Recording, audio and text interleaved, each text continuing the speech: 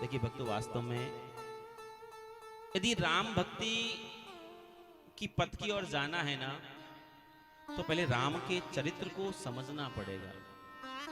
कल भी आपको बताया क्या सिखाता है राम कथा। भाइयों का प्रेम, परिवार का प्रेम।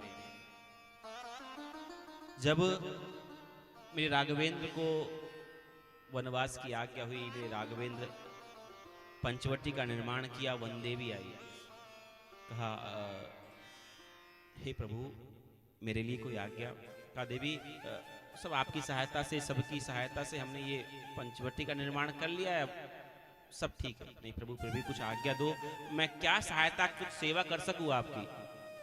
तो आज राम ने पता है क्या कहा, देवी यदि कुछ करना चाहती हो ना तो एक काम करो। क्या करूं प्रभु, आज्ञा दीजिए। जिस रास्ते से हम आए हैं ना, जिस रास्ते से हम आए हैं ना, उस रास्ते में बहुत कंकर और पत्थर है। तुम एक काम करो, उन कंकर और पत्थर और कांटों को सबसे को रास्ते से हटा करके रास्ता बिल्कुल साफ कर दो। वन देवी ने कहा अशूला भवः। रास्ते के सारे कंकर पत्थर कांटे सब दूर हो गए।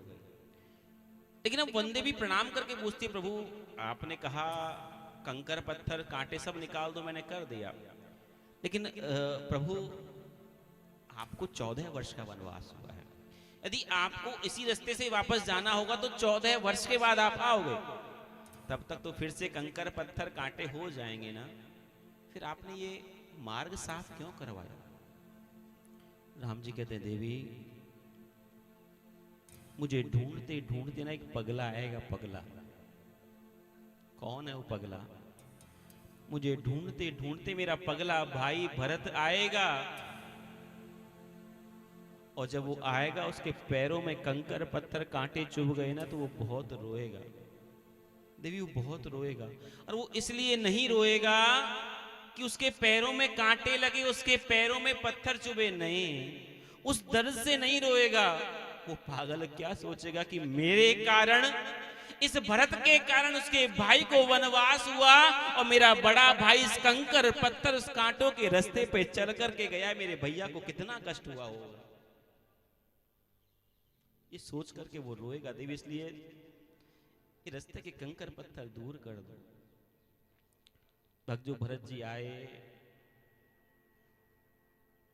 चलते चलते आगे गए, पंचवटी पहुंचे, कीचड़ मिट्टी में सारे पैर गंदे थे, लेकिन बस मिलना किससे था, मेरे राघवेंद्र से। देखिए कितना सुंदर भाव लिखा है कवि ने इसे मेरे राम और भरत के मिलाप पर। नंगे थे पांव बावले के। कौन है वो पागल जो राम भक्ति में अपने आप को सरोवर कर दे, राम जी के नाम में अपने आप को डुबा दे, वो पागल ही तो है। हमारे एक परम संत हैं, परम सनातनी संत हैं, श्री बागेश्वर धाम सरकार धीरेन्द्र कृष्ण शास्त्री जी महाराज। बोलो बागेश्वर धाम की। वहां जितने भी भक्त आते हैं ना, उन्हें वो भक्त शिष्य नहीं कहते, पगलो कह करके बात है। ए पगलो, सुना होगा आपने कई बार उनका प्रवचन। पगला अर्थात जो राम का भक्त है, जो हनुमान का भक्त है, जो भगवान की भक्ति में पागल हो गया है, बस जित देखूं उत तू ही तू। तो नंगे थे पांव बावले के, कीचड़ मिट्टी में थे लिसे हुए, कुछ कुछ बह रहा रक्त भी था, कंकर भी थे कुछ चुभे हुए, वह व्याकुलता थी बढ़ने की, धनु कहीं पर तीर गिरा, वहीं पर तरकश के साथ साथ मुनियों वाला वह चीर गिरा। जब से राम जी वन को गए ना वलकल वेश धारण करके, भरत जी ने भी अपने राष्ट्रीय वस्त्रों को त्याग करके वलकल वस्त्र पहन लिया, चल दिया राम से मिलने। अब तो इतनी जल्दी व्याकुलता है कि जैसे मैं मेरे भैया से जाकर के मिलूं, उनके चरणों में लोट पोट होकर के उनके चरणों में गिरकर क्षमा मांगू। भैया इस भाई से बहुत बड़ा अपराध हो गया, भैया इसे क्षमा कर दो। इस व्याकुलता में भागा जा रहा है, कहां धनुष गिर रहा है, कहां वस्त्र गिर गए, कोई भान नहीं है। और केवल क्या चाहता है कि जाकर के रघुवीर के चरणों में गिर जाऊं।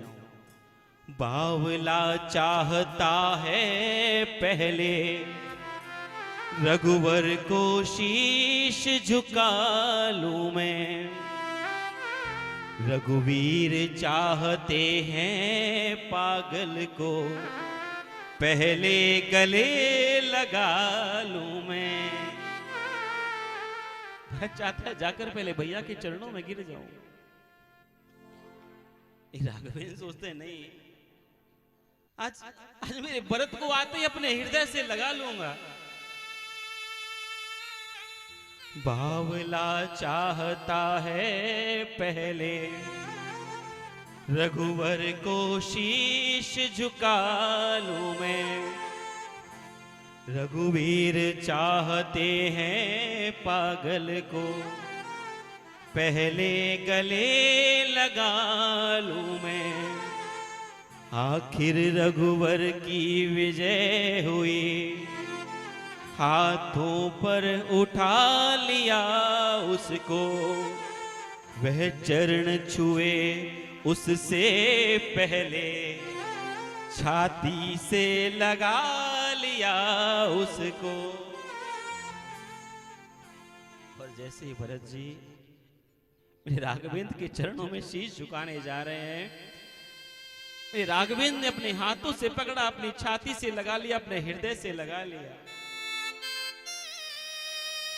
जब हृदय हृदय का मिलन हुआ तो दूर विरह का ताप हुआ, सबने देखा चित्रकूट में ऐसे भरत मिलाप हुआ, सबने देखा चित्रकूट में ऐसे भरत मिलाप हुआ। बोलो राघवेंद्र सरकार की जय, बोलो भरत जी महाराज की जय।